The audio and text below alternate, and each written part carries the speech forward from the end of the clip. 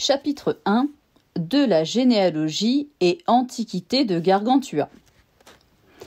Je vous renvoie à la grande chronique pantagruéline pour reconnaître la généalogie et l'antiquité d'où nous est venu Gargantua. Vous entendrez dedans, plus au long, comment les géants naquirent en ce monde et comment par ligne directe en est sorti Gargantua, père de Pantagruel, et ne vous déplaise qu'à présent je m'en abstienne.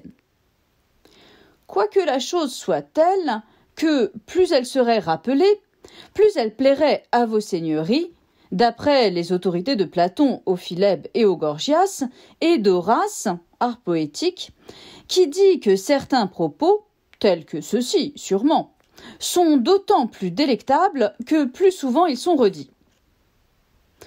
Plaise à Dieu que chacun sache sa généalogie de façon aussi certaine, depuis l'arche de Noé jusqu'à notre époque.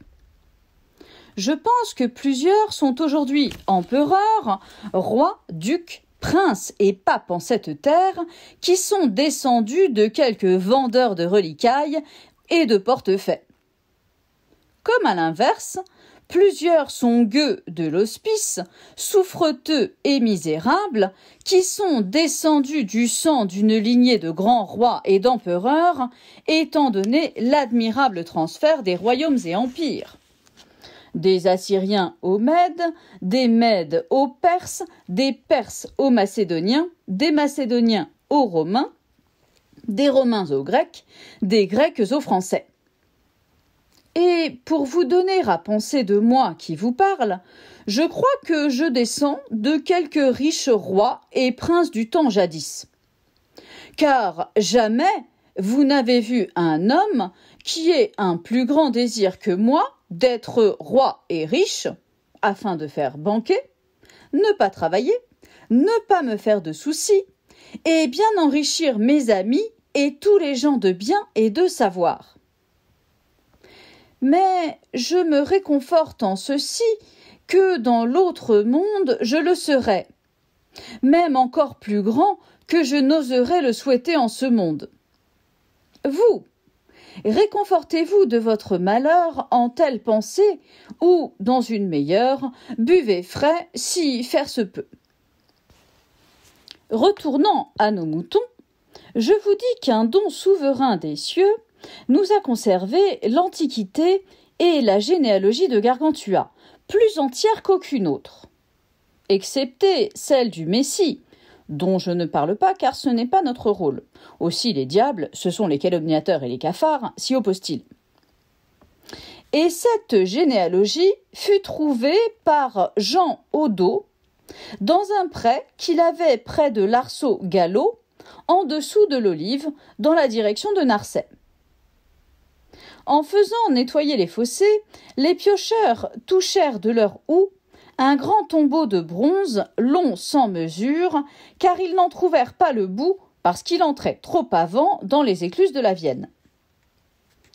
En ouvrant ce tombeau dans un lieu indiqué, au-dessus d'un gobelet autour duquel il y avait écrit en lettres étrusques « Ici on boit », ils trouvèrent 9 flacons, dans l'ordre où l'on range les quilles en Gascogne.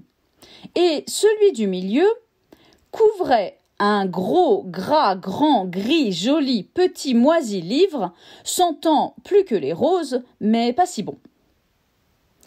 On y trouva la dite généalogie, écrite au long, en lettres de chancellerie, non sur papier, non sur parchemin, non sur des tablettes de cire, mais sur de l'écorce d'ormeau. Toutefois, si usée par l'âge, qu'à peine pouvait-on en reconnaître 3 en suivant.